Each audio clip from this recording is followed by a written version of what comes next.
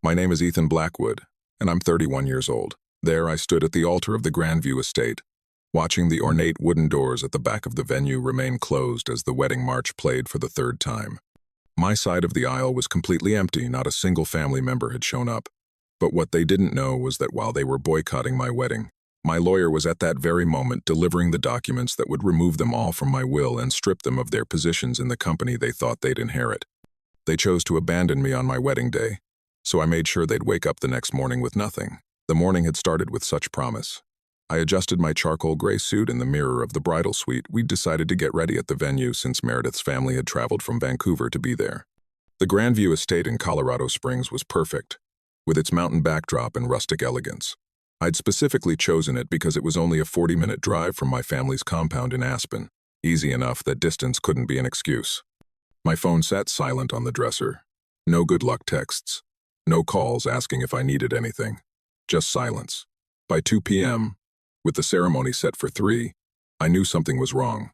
The wedding coordinator, Patricia, knocked gently on my door, her face carrying that professional smile that couldn't quite hide her concern.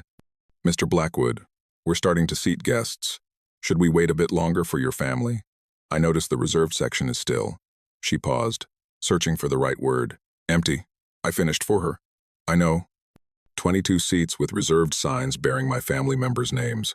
My parents, Leonard and Grace. My twin brother, Dominic. My younger sister, Camilla. Aunts, uncles, cousins, the whole Blackwood clan who never missed a family event when it involved celebrating one of their chosen ones. I pulled out my phone and checked my messages one more time. The last text from my mother was from 3 days ago. "We need to discuss your choices." That was it. No explanation, no follow-up. Just that ominous message that I'd tried calling about dozens of times since. "Sir?" Patricia was still standing there. "What would you like me to do?" I looked at those empty chairs, each one a deliberate choice by someone who claimed to love me. My hands weren't shaking anymore. The hurt was transforming into something else, clarity. "Remove all the reserved signs," I said, my voice steadier than I'd expected. "And please bring me my phone. I need to make one call before we begin." As Patricia scurried away, I thought about the trust fund documents in my office safe, the company shares that would transfer on my 35th birthday, the estate plans I'd drawn up just 6 months ago when I'd foolishly believed family meant something. They had no idea that their absence today would cost them everything they'd been counting on. The wedding march began to play, and I stood at that altar, looking at the empty seats that should have held my family, while my bride walked toward me, surrounded by love on her side. They thought they were punishing me. They had no idea what was coming. The Blackwood name carried weight in Colorado. My family had built their fortune through 3 generations of real estate development, turning mountain land into luxury resorts and exclusive communities. By the time I was born, we weren't just wealthy, we were Colorado royalty, the kind of family that had wings named after them at hospitals and their portraits hanging in country clubs. But standing at that altar, watching Meredith walk toward me with tears of joy in her eyes, I wasn't a Blackwood heir. I was just a man whose entire family had chosen to abandon him. The contrast was striking. Her side of the venue overflowed with warmth. Cousins snapping photos, her father dabbing his eyes, her mother beaming with pride. My side looked like a memorial service where nobody showed up to mourn. "Are you okay?" Meredith whispered when she reached me, her hazel eyes searching mine with concern. She looked stunning in her simple but elegant dress, her dark hair pinned with small white flowers. This woman, who'd stood by me through everything, deserved better than starting our marriage under a cloud of my family's rejection. "I'm perfect now that you're here," I told her, meaning every word. And surprisingly, I was. The initial shock had transformed into something like relief. Finally, after years of being the outsider in my own family, they'd shown their true colors for everyone to see. The officiant, Reverend Martinez, had known me since I was 12. I saw him glance at the empty seats with confusion. He'd presided over Dominic's wedding 2 years ago, where the venue had overflowed with Blackwood attendees. That had been the social event of the season, my twin brother marrying the daughter of a senator. Every Blackwood for 3 states had attended. As we exchanged vows, I thought about the text I'd sent to my attorney, Mitchell Crawford, just before the ceremony. Execute the contingency plan, all of it. He'd tried to talk me out of the nuclear option when I'd set it up 6 months ago, calling it my emotional insurance policy. I discovered then that my position at Blackwood Enterprises, the CEO title I'd earned through 15 years of 80-hour weeks, meant nothing to my family. I was just a placeholder until Dominic was ready to take over. I, Ethan James Blackwood, take you, Meredith Ann Chen. I spoke clearly, my voice carrying across the venue. Several of Meredith's relatives were recording, and I wanted to make sure my words were captured. To be my wife, my partner, my family. I emphasized that last word, looking directly at the camera. You and your family have shown me what love really means, unconditional, present, and real. Meredith squeezed my hands, probably thinking I was just being emotional. She didn't know about the documents Mitchell was delivering to my parents' estate at this very moment. She didn't know about the board meeting I'd called for Monday morning, where I'd be using my 30% stake earned through my grandmother's trust and my own purchases to restructure everything. As Reverend Martinez pronounced us husband and wife, I kissed my bride and turned to face our guests, her guests really.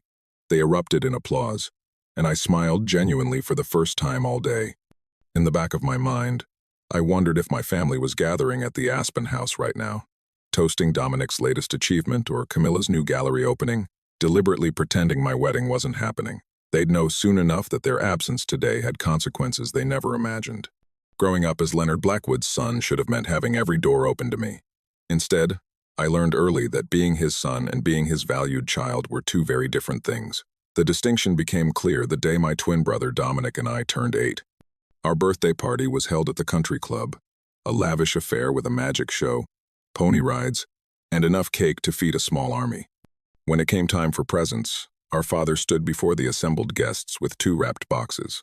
For my sons, he announced, his voice booming with pride. Dominic opened his first a child-sized golf club set, custom-made with his initials. The crowd cooed appropriately. Then I opened mine, a book about golf. Just a book. The confusion on my face must have been obvious because Father quickly said, Ethan prefers reading to sports. He's our little scholar. That became my label. The scholar. The quiet one. The one who preferred books to business lunches. Who'd rather program computers than schmooze at the country club. My parents treated my interests like cute eccentricities that I'd eventually outgrow. Like a phase they had to tolerate until I became a proper Blackwood. The real divide started when I was 14. I'd built an app, a simple scheduling program for local businesses. It caught the attention of a tech investor who offered me $50 for the code. I was ecstatic, bursting into my father's study to share the news. Absolutely not, he said without looking up from his papers. Blackwoods don't sell things to other people. We acquire, we develop, we own. But Dad, this is my creation, which you built using the computer I bought, in the house I provide, with the education I pay for.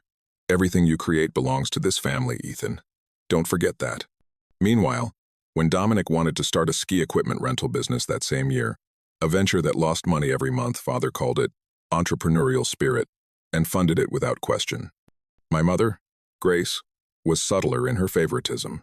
She'd introduce us at events as our son's Dominic, who's following in Leonard's footsteps, and Ethan, who's finding himself. She'd forget my dietary restrictions at family dinners, but remembered that Dominic preferred his steak medium rare. She'd schedule family portraits during my academic competitions, but never during Dominic's golf tournaments. Camilla, 5 years younger, learned to follow the hierarchy. She'd bring Dominic coffee during his study sessions, but forgot I existed during mine. She'd post photos with captions like Best Big Brother under pictures with Dominic, while I appeared in the background, cropped halfway out of frame. The breaking point came during my valedictorian speech at Boulder Prep. I stood at the podium, looking out at the audience, and saw 3 empty seats where my family should have been. They were at Dominic's regional golf tournament. He placed 15th. My English teacher, Mrs. Patterson, drove me home that night because they forgot to arrange transportation. You're worth more than they realize, she said quietly as we pulled up to the empty house. I started planning my independence that night. I applied to MIT without telling them, got a full scholarship, and only informed them a week before I left. The disappointment in my father's eyes when I said I was studying computer science instead of business was the first victory I'd felt in years. But even after MIT, after building a successful software company that I sold for 8 figures, after joining Blackwood Enterprises and tripling our tech division's value, I was still the afterthought, the other son, the one they mentioned last in Christmas cards. Every achievement was dismissed, every success minimized, because I wasn't Dominic. I wasn't the chosen heir. Meeting Meredith changed everything. It was March, 3 years ago, at a tech conference in Denver where I was presenting on behalf of Blackwood Enterprises. She was there representing her Vancouver-based AI startup, And she absolutely destroyed my presentation during the QA. Your company's approach to data integration is fundamentally flawed, she said, standing up in a room of 200 people. You're treating symptoms, not the disease. Real innovation requires restructuring from the ground up, not just applying patches to a broken system. Instead of being offended, I was fascinated. After the session, I found her at the coffee station. You were right, I admitted. Every single point. How did you see what my entire team missed? Because I'm not part of your ecosystem, she replied, those hazel eyes sparkling with intelligence. Sometimes it takes an outsider to see what's really broken. We talked for 4 hours that day, missing half the conference sessions. Meredith wasn't just brilliant, she was warm, funny, and completely unimpressed by the Blackwood name. When I mentioned my family's company, she shrugged and said, "That's your family's accomplishment. What have you built that's yours?" Nobody had ever asked me that before. Our first date was at a hole-in-the-wall Vietnamese restaurant she'd found through a food blog. No reservations, no valet parking, no recognition from the staff. We sat on plastic chairs, sharing spring rolls and talking about everything except business. She told me about growing up in Vancouver, the daughter of immigrants who'd sacrificed everything for their children's education. Her father drove taxis while studying for his engineering recertification. Her mother cleaned offices at night while attending nursing school during the day. They never missed a single school play, science fair, or parent-teacher conference, she said, pride evident in her voice, even when it meant losing money or sleep. That's what family does. The contrast with my own upbringing was stark. Her family celebrated every small victory, her younger brother Kevin's B+ in calculus, her sister Lisa's promotion to shift supervisor, her grandmother learning to use email. They had weekly video calls where everyone shared their highs and lows. No judgment, just support. When I met them 6 months into our relationship, they welcomed me like I'd always belonged. Her father, Thomas, immediately started teaching me his secret recipe for spring rolls. Her mother, Patricia, sent me care packages when I mentioned working late. Kevin added me to the family group chat where they shared memes, encouragement, and random life updates throughout the day. Your son is wonderful, Patricia told Grace at our engagement party, one of the few family events my parents attended. You must be so proud of everything he's accomplished. My mother's response was telling, yes, all our children are successful. But Meredith's family saw me, really saw me. They celebrated when I launched a mentorship program for young programmers. They framed the article about my sustainable technology initiative. They asked detailed questions about my work and remembered the answers. For the first time in my life, I understood what unconditional family support felt like. Meredith and her family didn't love me for my last name or my potential to contribute to a legacy. They loved me for who I was, the man who stayed up all night helping Kevin debug code, who drove 3 hours to surprise Lisa at her graduation, who held Meredith's grandmother's hand during her chemotherapy treatments. You know what I love most about you, Meredith said one night, as we looked at wedding venues. You've never let them break you. Despite everything, you still have the biggest heart. That's when I knew I'd found my real family. The engagement should have been a new beginning. When I proposed to Meredith on New Year's Eve, standing on the Stanley Park seawall in Vancouver with her whole family secretly watching from behind trees, I felt like I was finally building something entirely my own, something untainted by the Blackwood legacy. The trouble started when we announced our engagement at the annual Blackwood Foundation Gala in February. It was supposed to be a formality, a simple announcement during the family speeches portion of the evening. I'd even followed protocol, informing my parents privately the week before. Meredith Chen, my mother had repeated as if tasting something unfamiliar. That's Chinese? Her parents are from Taiwan originally, I said, already sensing where this was heading. And her family, what do they do? Father asked, not looking up from his phone. Her father is an engineer. Her mother is a nurse. Meredith runs an AI startup that's about to close Series B funding. A startup, Dominic interrupted, having appeared in the doorway. How modern. The condescension in his voice was razor sharp, but I'd grown immune to it over the years. What I hadn't expected was what came next. The timing is unfortunate, Mother said. The foundation gala isn't really the place for personal announcements. Perhaps you could wait until the summer? The Newport party would be more appropriate. Translation. They didn't want me announcing my engagement to a woman they deemed unsuitable at their premier social event of the year. I announced it anyway. Standing at that podium, looking out at 500 of Colorado's elite, I said, before I turn the microphone over, I have some personal news to share. I've asked Meredith Chen to marry me, and she said yes. We're planning a May wedding right here in Colorado, and we hope you'll all celebrate with us." The applause was polite but confused. I saw the fury in my father's eyes, the embarrassment in my mother's forced smile, the smirk on Dominic's face. Camilla actually rolled her eyes. The real escalation began the next morning. I was called into an emergency family meeting at the Aspen house. The entire inner circle was there, parents, siblings, even my Uncle Richard, who usually stayed out of family drama. "You've put us in an impossible position," Father began without preamble. "The Chen family, they're not our kind of people, Ethan." "What kind would that be?" I asked, my voice dangerously quiet. "Don't be deliberately obtuse," Mother said. "This isn't about race or culture. It's about compatibility. Standards. The Blackwood name means something. It means something to me, too." I shot back. "It means choosing profit over people. It means conditional love based on performance. It means 30 years of being treated like a consolation prize because I wasn't Dominic." "Drama doesn't suit you," Dominic said, examining his manicured nails. "We're just trying to protect you. And the family reputation. From what? From marrying a brilliant, kind, successful woman who loves me? From making a decision you'll regret?" Uncle Richard interjected. "Marriage is about more than feelings, Ethan. It's about alliances, legacy, the right fit." That's when they presented their ultimatum. Cancel the engagement, and they'd fast-track my promotion to executive vice president, give me the Denver penthouse, and increase my trust fund payout. Marry Meredith, and I'd learn what it meant to truly be on my own. "You're threatening to cut me off from marrying the woman I love? We're offering you a choice," Father said. "Family or her?" I stood up, straightening my jacket. "That's the easiest choice I've ever made." As I walked out, I heard Camilla mutter, "He'll be back. He always comes crawling back." But this time was different. This time, I had Meredith. And this time, I had a plan. The sabotage started subtly. First, it was the venue. We'd booked the Grandview estate a year in advance, put down a substantial deposit, and started planning every detail around that mountain backdrop.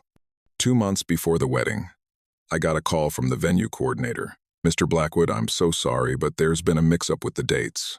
It seems we have another event booked for May 15th. That's impossible. I have the contract right here." "Yes, about that. It appears there was an issue with the initial paperwork. The other party actually booked first. They have documentation from last year." The other party, I discovered through some digging, was Dominic's best friend, Preston Fitzgerald, who'd suddenly decided to throw a charity polo match that same day. When I confronted the venue manager in person, she looked terrified and finally admitted, "I can't lose the Blackwood account, Mr. Ethan. Your family hosts 12 events here annually. I'm sorry." We scrambled and found another venue smaller, but still beautiful. Then the vendors started canceling. The florist claimed a supplier issue. The caterer discovered a scheduling conflict. The photographer had a family emergency. Each time, Meredith's family would step in. Her aunt knew a florist. Her cousin was a photographer. Her mother's friend could cater. "They're trying to humiliate us," Meredith said one night, after the third vendor mysteriously pulled out. "They want us to have some small, shabby wedding so they can point and say, 'See, this is what happens when you go against the family.'" But the cruelest blow came through my work. I'd been leading a major acquisition for Blackwood Enterprises, a tech company that would revolutionize our digital infrastructure. I'd spent 2 years on this deal. The morning after I refused to call off the wedding, I was removed from the project. "Dominic will be taking over," my father announced in the board meeting, as if I wasn't sitting right there.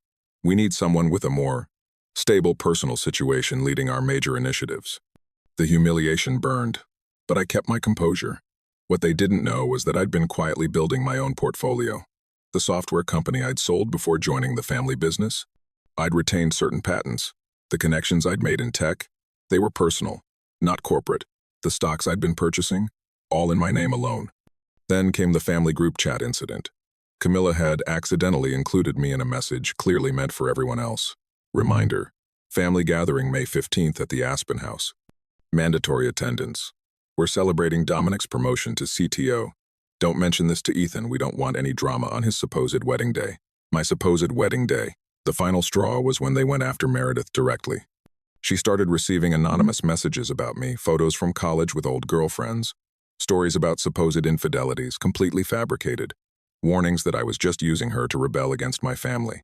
One message included a photo of a prenuptial agreement with brutal terms, claiming I'd been planning to present it last minute. The document was fake, but sophisticated enough to look real. "Is any of this true?" Meredith asked, tears in her eyes, holding her phone with the latest message. None of it, I said, pulling her close. This is what they do. When they can't control someone, they try to destroy them. Your own family is doing this? They're not my family anymore. That night, I called Mitchell Crawford, my lawyer, one of the few in Colorado, not in my father's pocket. I want to exercise all the clauses in my grandmother's trust. Every single one. Ethan, that's a nuclear option. Once you do this, they've already declared war, Mitchell. They just don't know I've been preparing for this. 3 days before the wedding, everything fell apart in ways I hadn't anticipated. I was in my home office, finalizing the restructuring documents with Mitchell, when Meredith walked in with her laptop, her face pale.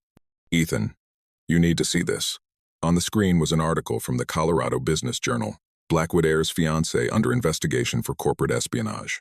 The article detailed how Meredith's AI startup had allegedly stolen code from a competitor that happened to be owned by a Blackwood Enterprises subsidiary. This is libel, I said, scanning the fabricated evidence. We'll sue. With what lawyers? Meredith asked quietly. Every firm in Denver has Blackwood business. Vancouver firms won't touch it because of interprovincial complications. My investors are already pulling out. I got 7 calls in the last hour.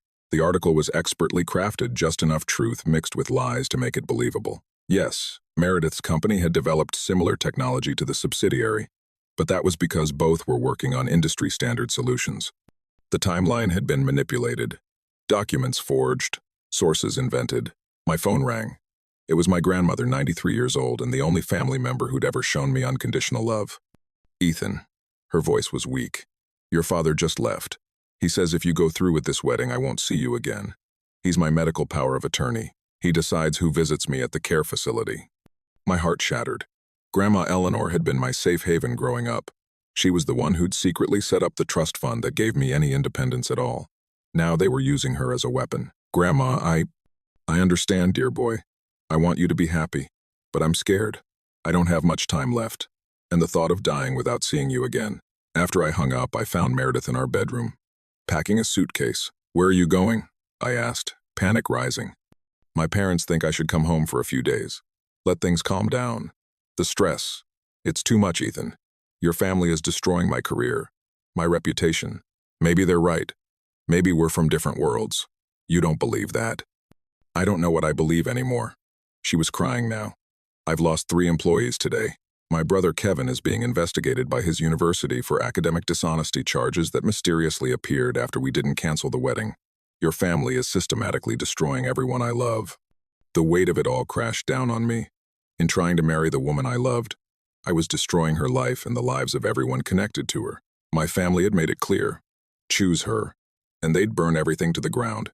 That night, I sat alone in our apartment. Meredith had gone to stay with her parents. The wedding was in 3 days. No vendors except the last-minute replacements. No family support. My grandmother held hostage. My fiancé's career in ruins. Her family under attack. I pulled out my phone and typed a message to my father. You win. My finger hovered over the send button. 1 tap, and it would all be over. The attacks would stop. Meredith's company would miraculously be cleared. Her family would be left alone. I could go back to being the forgotten son, but at least the people I loved would be safe. Then I saw the photo on my desk, Meredith and me at her family's Lunar New Year celebration, surrounded by people who genuinely loved us. Her grandmother, who spoke no English, had grabbed my hands and said something in Mandarin. Meredith translated. She says you have the eyes of someone who's been lonely for a long time, but not anymore. I deleted the message to my father and opened a different contact, someone I'd hoped never to call. Mr. Volkov, this is Ethan Blackwood. I have a proposition for you. Sometimes, when your family leaves you no choice, you have to become the villain in their boob. Viktor Volkov was the kind of man the Blackwoods pretended didn't exist in polite company. A Russian immigrant who'd built a competing real estate empire through aggressive tactics and brilliant strategic moves, he was my family's biggest rival. He was also the only person in Colorado with enough power to stand against them. We met at midnight in his office downtown, a gleaming tower that stood exactly 1 floor taller than the Blackwood building. A deliberate insult my father had never forgiven. Young Blackwood, Victor said, pouring vodka despite the late hour. His accent was thick, though I knew he could speak perfect English when he chose. Coming to me 3 days before wedding. Either very desperate or very smart. Both, I admitted, accepting the drink. Victor laughed, a deep, genuine sound. Honest, I like this. Your father? He never honest. Always playing games, pretending to be gentleman while stabbing in back. You, though. You different. I watch you for years. You've been watching me? I watch all Blackwoods. But you interest me most. The forgotten son who makes tech division profitable. The one who treats employees like humans, not resources.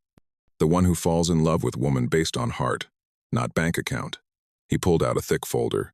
I know about fake investigation into your Meredith. I know about threats to grandmother. I know about vendors being pressured. Then you know why I'm here. Da. But question is what you willing to do about it. I set down my untouched vodka. Everything. Victor leaned back, studying me. Your grandmother, Eleanor Blackwood. Brave woman. You know she once saved my daughter? I didn't know that. 20 years ago, my Sophia was in hospital, rare blood type. Needed transfusion. Your family had power to get blood from special bank, but your father refused. Bad for business to help Volkov. Your grandmother, she went behind his back. Called in favors. My Sophia lives because of her. He stood, walked to his window overlooking the city. I owe blood debt to Eleanor Blackwood. Cannot be repaid with money, but perhaps can be repaid by helping her grandson. What are you proposing? First, your wedding happens. I have venue Astoria Manor. My estate in mountains. Better than Grandview. My security ensures no disruptions. Second, investigation into Meredith disappears. I have friends in journalism who will publish real story how Blackwood Enterprises fabricates charges against innocent woman. Third, your grandmother. I have contacts at care facility. Different visitors list. One your father cannot control. And in return? Victor smiled. You have 30% of Blackwood Enterprises, yes? From grandmother's trust and your own purchases? I nodded. I have 20%, acquired over years through shell companies. Together, we have controlling interest. Monday morning board meeting you already called. We restructure everything. Your father and brother out. You become CEO.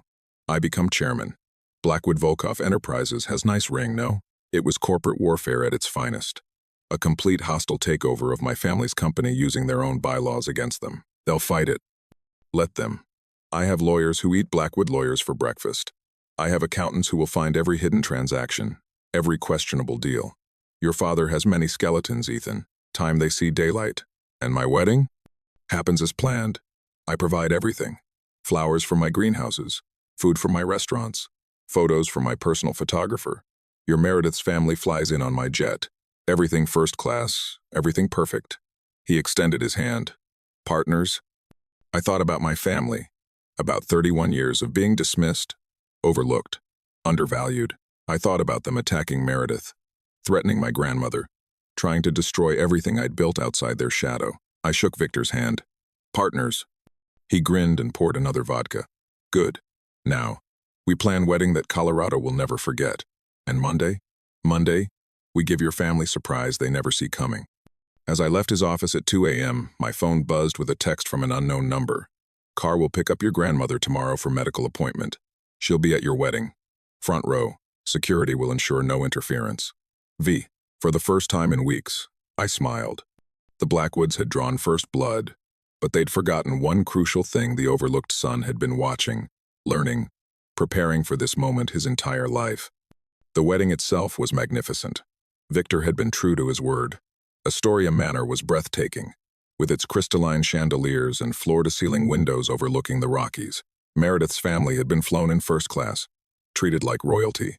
My grandmother sat in the front row, tears of joy streaming down her face, with Victor's personal security ensuring no one could remove her. But it was during the reception, during the father-daughter dance when Meredith was dancing with Thomas, that my phone exploded with notifications. Dominic had sent a message to the family group chat, the one they'd forgotten to remove me from in their arrogance. Emergency family meeting, now. The house has been seized. I stepped outside to take the inevitable call.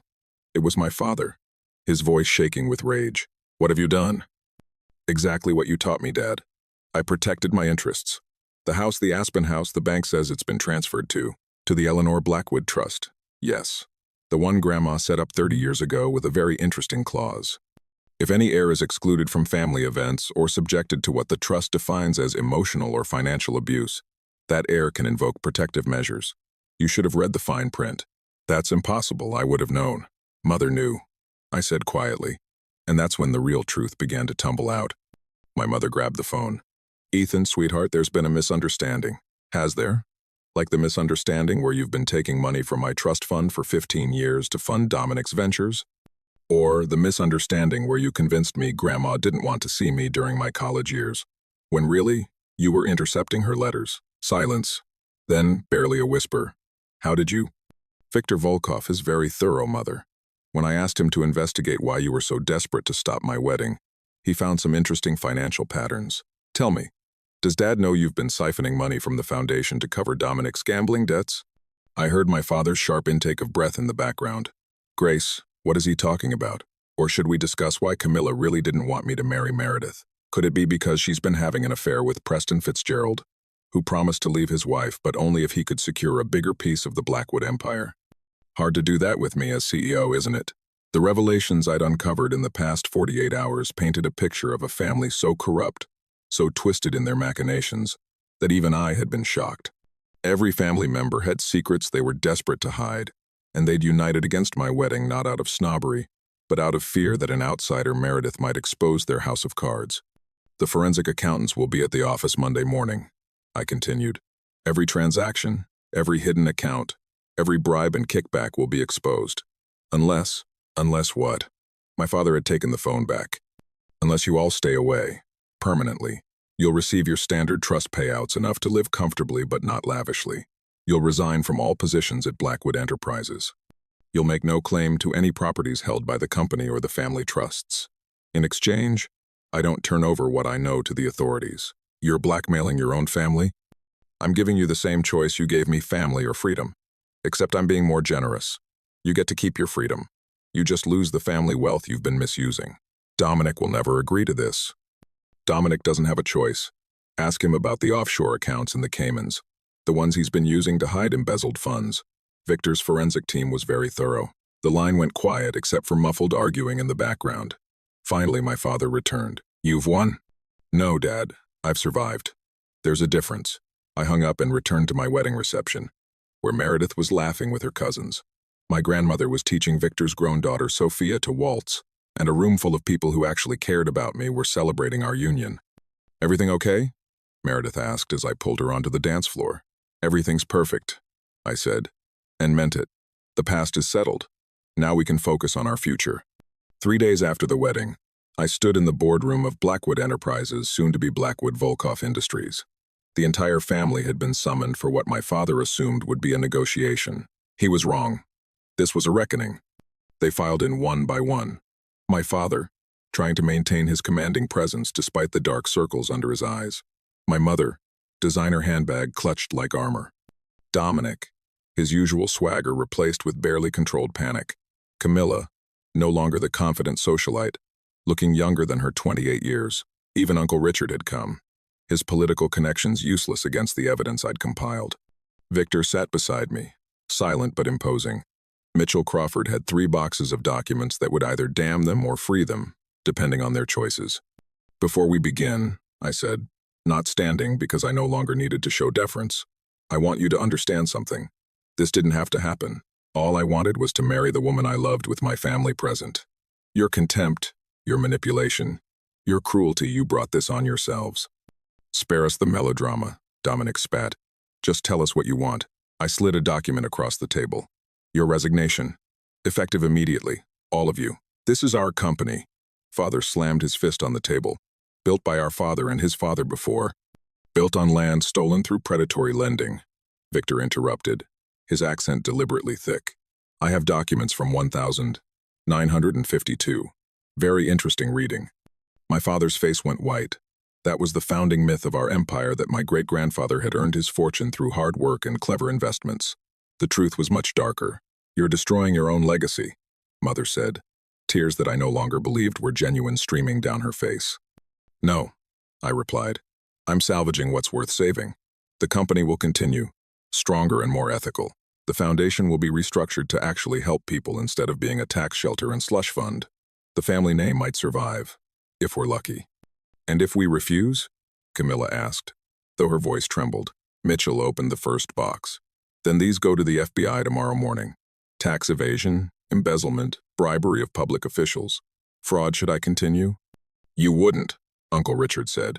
The scandal would destroy you too. I've already been destroyed, I said quietly. You saw to that. I had to watch the woman I love nearly lose everything. I had to choose between my grandmother and my wedding. I had to hire security to protect my new in-laws from your harassment. What's a scandal compared to that? The room fell silent. Finally, my father spoke. His voice aged 10 years in 3 days. What about after? If we sign. If we leave, what then? Then you disappear. You take your payouts and you leave Colorado. You don't contact me, Meredith, or any of her family. You don't try to reclaim what you've lost.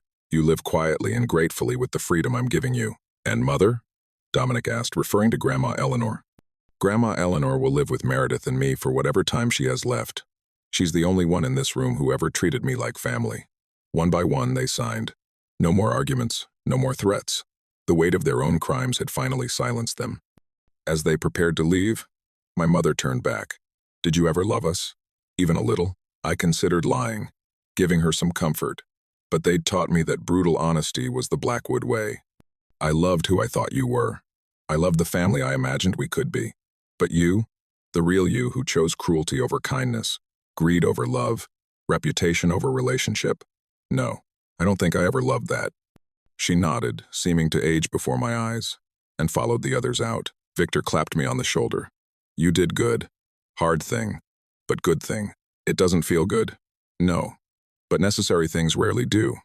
That night, I found Meredith and my grandmother in our living room. Looking through photo albums Grandma had hidden from my parents, pictures of me they demanded be removed from family displays. Look how happy you were, Grandma said, pointing to a photo of 8-year-old me with a science fair trophy. Even then, you were special. They just couldn't see it. Their loss, Meredith said, curling into my side. Our gain, and for the first time in my life, I believed it. 6 months after the takeover, Blackwood Volkov Industries was unrecognizable from my family's empire. We'd sold off the predatory lending divisions, converting them into legitimate, affordable housing initiatives. The country clubs and elite resorts had been open to diverse memberships. Most importantly, we'd instituted a profit-sharing program that made every employee a partial owner. You're destroying everything we built, my father had texted from his exile in Florida, breaking the no-contact agreement. I'm building something better, I replied, then blocked his number for good. The transformation wasn't just corporate. Meredith's AI company, cleared of all false charges and backed by our newfound resources, had secured contracts with 3 Fortune 500 companies. Her family visited monthly, turning our Denver penthouse into a hub of warmth and laughter that the space had never known under Blackwood ownership. Victor became an unexpected mentor and friend. You remind me of myself, he said one evening over vodka. But better, I built from anger. You build from purpose. The hardest transformation was personal. Years of therapy helped me understand that my family's treatment wasn't my fault, it was their limitation, not my lacking. Dr. Sarah Kim, recommended by Meredith's mother, specialized in family trauma among successful adults. You've spent 31 years believing you weren't enough, she said during our 3rd session. But look at the evidence. You built a multi-million-dollar company before joining the family business. You tripled their tech division's value. You maintained your integrity despite constant pressure to compromise. That's not someone who isn't enough, that's someone who was too much for small-minded people to handle. Grandma Eleanor lived with us for 8 beautiful months before passing peacefully in her sleep. Her last words to me were, "You became the man I always knew you could be, not despite your family's neglect, but because you chose love over their lessons." Her funeral was small, just Meredith's family, Victor and his daughter Sophia, and a few of Grandma's friends my family had pushed away. My parents weren't invited. Dominic sent flowers that I donated to the hospital. The Denver Post ran a feature on the Blackwood Renaissance, praising the company's transformation under new leadership.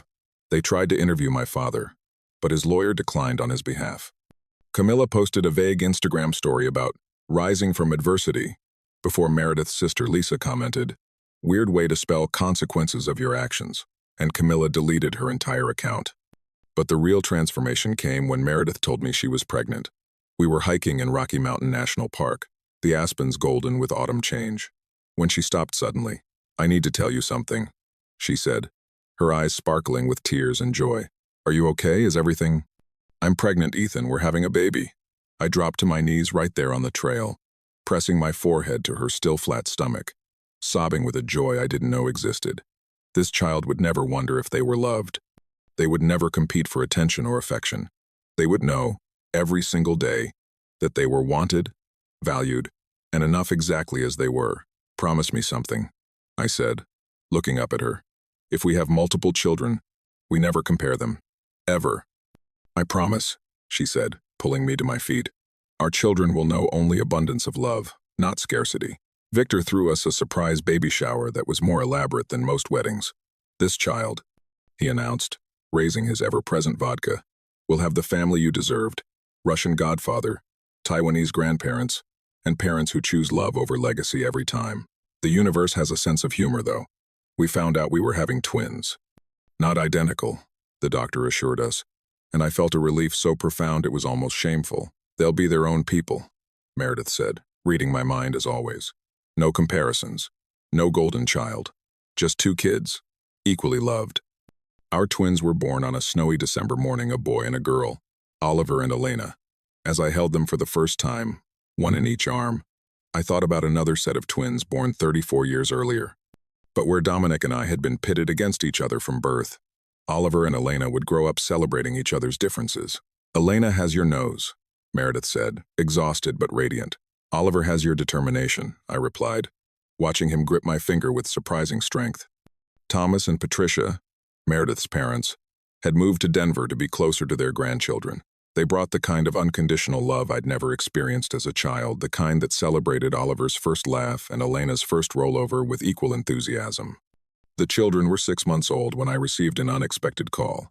Dominic, drunk and desperate, had somehow gotten my new number. They're taking everything, he slurred. The Florida house, the cars, the yacht. I'm broke, Ethan. Completely broke.